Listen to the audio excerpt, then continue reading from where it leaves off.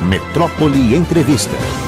Pois é, a gente vai conversar com Liane Durão, que é chefe do setor de fiscalização do trabalho na Superintendência Regional do Trabalho aqui da Bahia. A pauta, além de outras mais latentes denúncias de empregadas em situação análoga à escravidão, quadruplicam em 2021. Olá, Liane, tudo bem? Boa tarde. Olá, boa tarde a todos e a todas. É um prazer estar aqui com vocês. Liane, vamos começar esclarecendo. A gente viu alguns casos nos últimos tempos. O que mais chamou a atenção foi a da moça que teve que se jogar. Chegou a um ponto tão grande que se jogou de uma janela do Imbuí. Além dos casos de agressão, etc. Assim, o que é que caracteriza de fato? Como é que a gente identifica um trabalho em situação análoga à escravidão? Olha, o trabalho análogo de escravo, ele é tipificado como crime no artigo 149 do Código Penal. Para configurar esse crime, basta um dos elementos que eu vou falar aqui.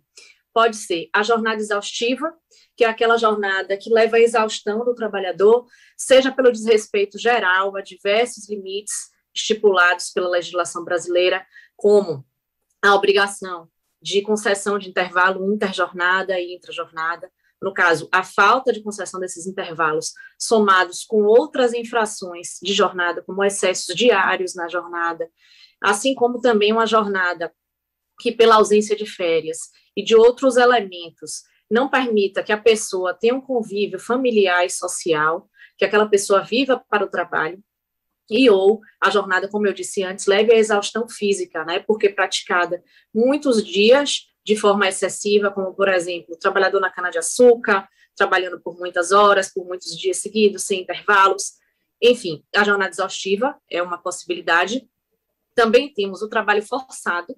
Esse trabalho forçado é um elemento que a gente costuma ver quando a gente configura o trabalho análogo ao de escravo em relação ao trabalho doméstico, né? O trabalho forçado é aquele em que o trabalhador não quer aceitar o trabalho e é forçado a ficar no trabalho, ou não quer permanecer no trabalho e é obrigado a permanecer.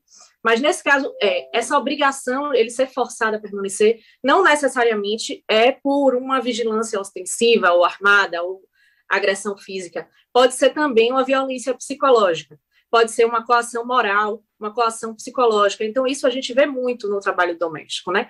Aquela também pressão psicológica de que você é como se fosse da família, ou você é da família, nós estamos te ajudando. Enfim, isso tudo pode configurar o trabalho forçado. Esse é um outro elemento. Também temos o trabalho análogo ao de escravo, quando há degradância. A degradância, ela ocorre quando a pessoa está submetida a um trabalho que não a coloca com o mínimo de dignidade.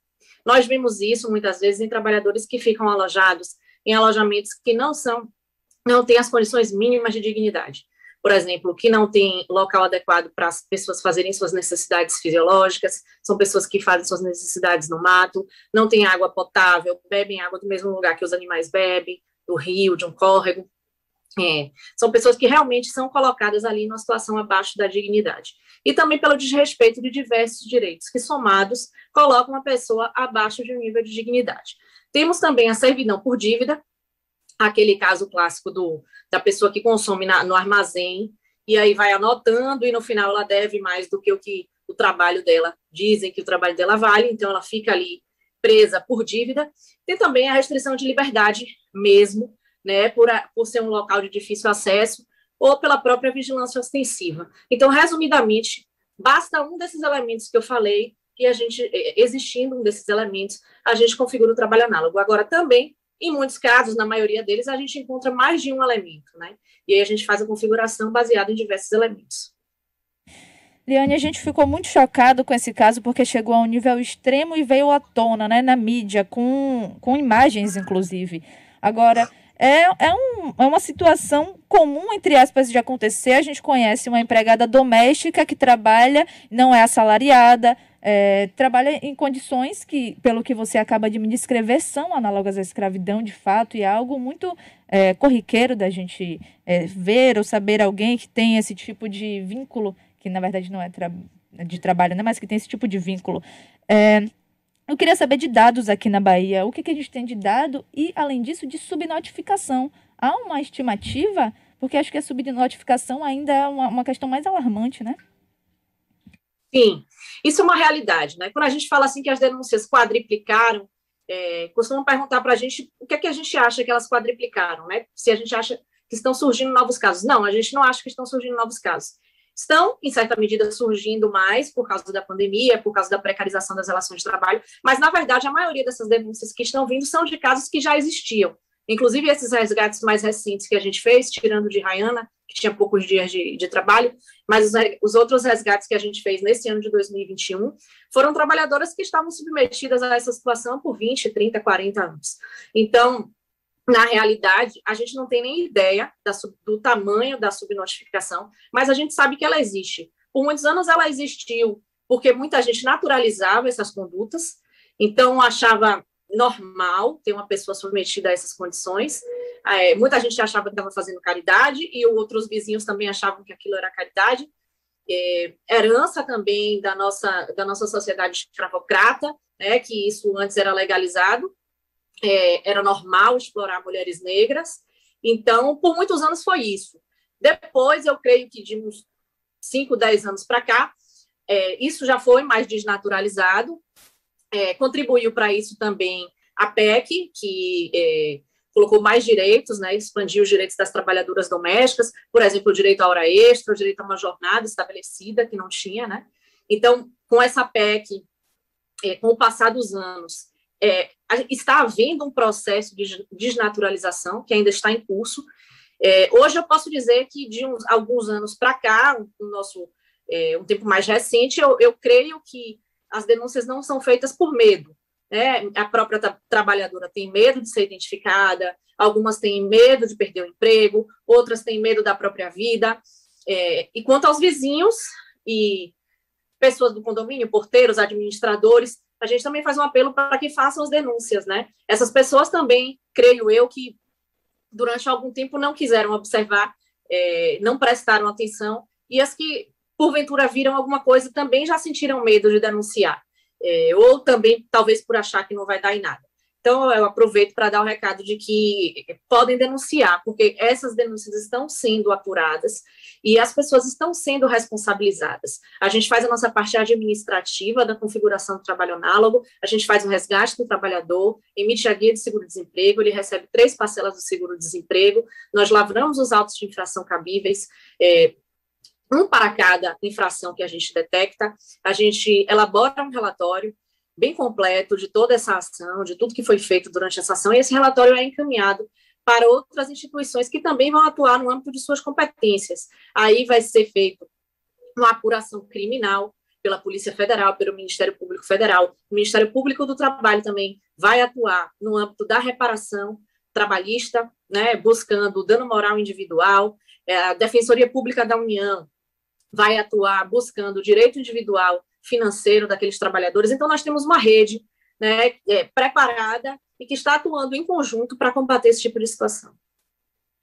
Também não é incomum serem divulgadas notícias do tipo: pessoa encontrada ou resgatada em situação análoga à escravidão em obra no interior baiano, por exemplo. Como é que vocês fazem esse mapeamento, essa fiscalização para encontrar possíveis casos desse tipo? Olha, nós atuamos tanto por denúncia como por planejamento.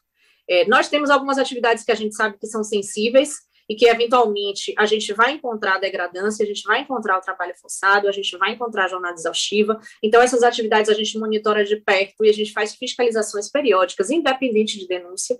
E nós temos também aquelas denúncias que a gente recebe e a gente vai apurar. Então, muitas obras, por vezes, a gente está fazendo uma fiscalização normal, uma fiscalização de rotina. Já aconteceu comigo, inclusive, fiscalizando em Feira de Santana, na época que eu estava lotada lá, fiscalizando obra de construção civil de forma planejada, sem denúncia, sem nada. Chegando lá, nos deparamos com trabalhadores que tinham vindo de outros locais e alojados de forma totalmente precária, sem condições dignas de trabalho. Então, basicamente, a gente atua tanto por denúncia quanto por inteligência e planejamento. Uma outra questão é o trabalho infantil, principalmente agora na pandemia, em que, enfim, a situação econômica, a gente vive uma crise e, além de muita gente sem emprego, a gente vê muitas pessoas nas ruas, inclusive crianças trabalhando, pedindo dinheiro nas ruas, nos shoppings. Isso está numa crescente enorme. Quais são os dados de trabalho infantil? Houve um aumento durante a pandemia? Houve um aumento. Esse aumento ele vem sendo discutido, inclusive, em diversos fóruns, né, que nós participamos. Nós temos uma coordenação estadual de combate ao trabalho infantil, nós realizamos operativos. Esse ano a gente realizou um operativo nas praias de Salvador, onde a gente afastou dezenas de crianças em Baiana de Acarajé, banquinhas de comida, de churrasquinho, enfim. A gente faz esse trabalho também, como eu disse, de forma planejada e também atuando por denúncia. Mas os nossos parceiros da rede, que a gente atua sempre em rede, tanto no combate ao trabalho análogo como no combate ao trabalho infantil, estão relatando aumento significativo nessa pandemia no trabalho infantil. Temos também o trabalho infantil nas sinaleiras, né, crianças que trabalham para os pais ou que trabalham para vizinhos, ou que são locadas, digamos assim, para vender alguma coisa nas sinaleiras. Esse trabalho a gente também faz, de combater o trabalho infantil. É uma luta, assim, diária, né? Também de conscientização da população, porque também ainda há aquele discurso de que é melhor estar trabalhando do que estar roubando, é melhor estar trabalhando do que estar traficando, mas, na realidade, a criança, ela não foi feita fisiologicamente, né, para trabalhar com as mais diversas atividades, somente atividades que coloquem em risco a sua saúde. E a criança, ela precisa estar na escola, a criança precisa brincar. Então, é muito fácil para alguém que tem seus filhos na escola, que tem seus filhos estudando, falar assim, mas é melhor estar trabalhando do que estar roubando. Eu peço a cada um que coloque a mão na consciência e pergunte se preferia que seu filho estivesse na sinaleira, na praia, com a baiana de acarajé, do que estivesse na escola, do que estivesse brincando. Liane, muito obrigada pelos esclarecimentos. Queria que, agora, ao final, você fizesse um reforço dos canais de comunicação para que as pessoas pudessem fazer denúncias de condições de trabalho análogas à escravidão ou inapropriadas. Olha, aqui na Superintendência Regional do Trabalho na Bahia, nós temos um plantão remoto. Nós tínhamos um plantão presencial, mas com a pandemia ele se transformou em plantão remoto. Ele funciona das 8 às 12 e das 14 às 17, no telefone 71-3329-8402.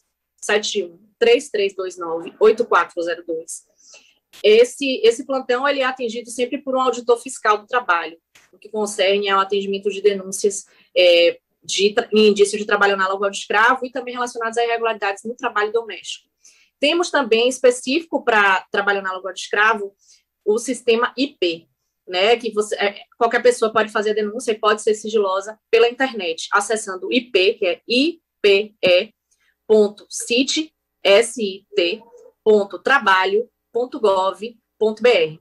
Denúncias de outras naturezas, outras irregularidades trabalhistas, podem também ser feitas no denúncia.sit, de novo, sit.trabalho.gov.br.